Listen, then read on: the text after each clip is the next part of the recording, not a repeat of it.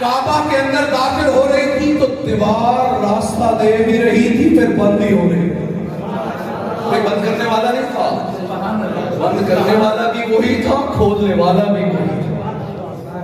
اور گئی فاطمہ بنت اسد سلام اللہ علیہا خانہ کعبہ کے اندر 3 دن تک۔ کتنے دن تک؟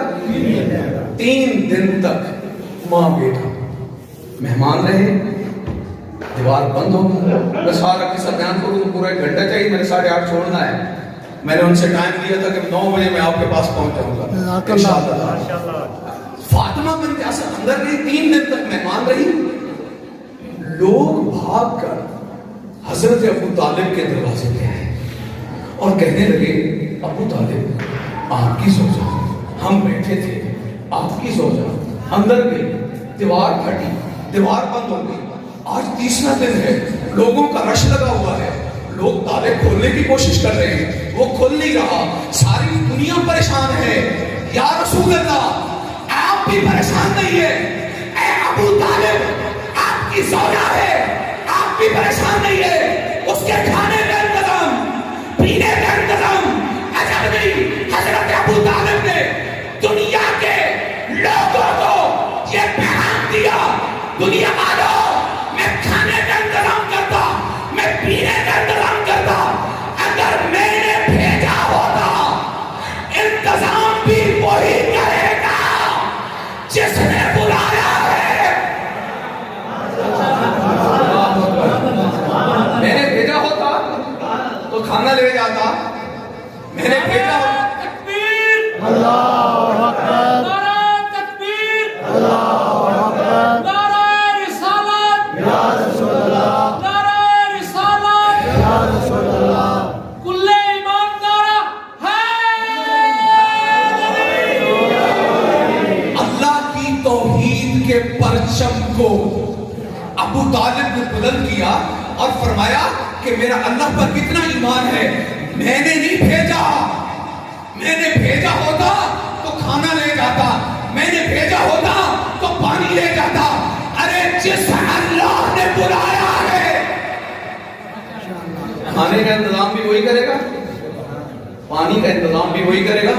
اور مجھے کہنے دو جن کے کھانے جنت سے آئے،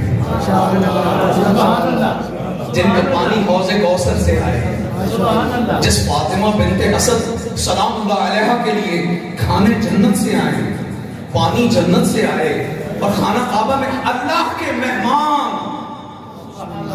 سیرات میسر مشرقی سعادت بقابہ ولادت و مسجد شہادت۔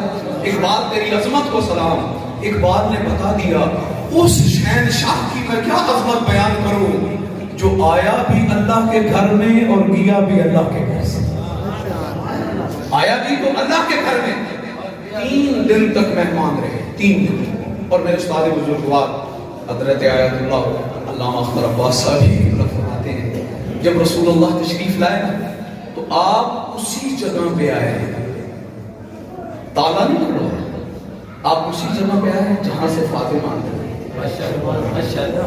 دیوار نے اسی طرح جگہ دی، پیغمبر اندر گئے۔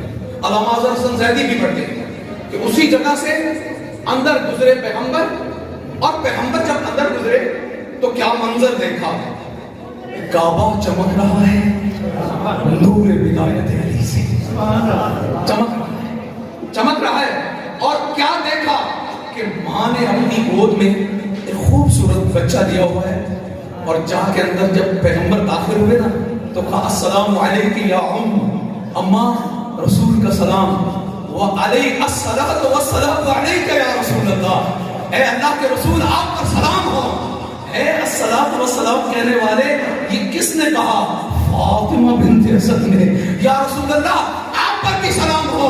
جب دیکھا نا پیغمبر نے دیکھا کہ ماں کی گود میں ایک خوبصورت بچہ، کہا اماں کتنا خوبصورت بچہ، کتنا خوبصورت۔ تو اب آپ ظاہر مردوں کو یہ بات سمجھ نہیں آئے گی، بہنوں بیٹیوں کو جلدی سمجھ آئے گی۔ ماں کہنے لگی میرا بیٹا، میں اس کی خوبصورتی کو کیا کروں؟ یہاں علامہ اظہر حسن زیدی صاحب یہاں اکثر یہ جملہ پڑھا کرتے تھے، میں اس کی خوبصورتی کو کیا کروں؟ 3 دن ہو گئے، نہ رویا، نہ آنکھ کھولی، نہ دودھ پیا. نہ رویا، یاد کر لو استاد نے، بسم نہ اللہ. رویا، نہ آنکھ کھولی، نہ دودھ پیا. میرے پاس بڑے آئیں گے آپ کو چھت تک لگانے والے. نہ آنکھ کھولی، نہ رویا، نہ دودھ پیا. اور پتہ ہے یہ کون سی کیفیت ہوتی ہے؟ ماں کے لیے بڑی سخت اور مشکل گھڑی ہوتی ہے کہ بچہ آنکھ بھی نہ کھولے، بچہ روئے بھی نہ، اور دودھ بھی نہ پیے. یہ مشکل مرحلہ ہوتا ہے. اللہ اکبر. اتنا مشکل ترین مرحلہ جب پیغمبر نے سنا تو علامہ اظہر حسن زیدی میرے ملک کے بہت بڑے خطیب تھے، میں ان کو یہ اظہار کرنا چاہتا ہوں. وہ کہتے ہیں ادھر سے نبوت جھکی، ادھر سے امامت ہم کی، نور کا ٹکڑا نور کے ہاتھوں پہ آیا، پیغمبر کے ہاتھوں پہ علی کا آنا تھا، علی نے آنکھیں کھول دی، پیغمبر نے قصیدہ پڑھا. ابھی قصیدے سنائے گے، یہ میرا بھائی چھوٹا قصیدے سنائے گا. حیدر حیدر حیدر حیدر حیدر حیدر حیدر حیدر حیدر حیدر یا امام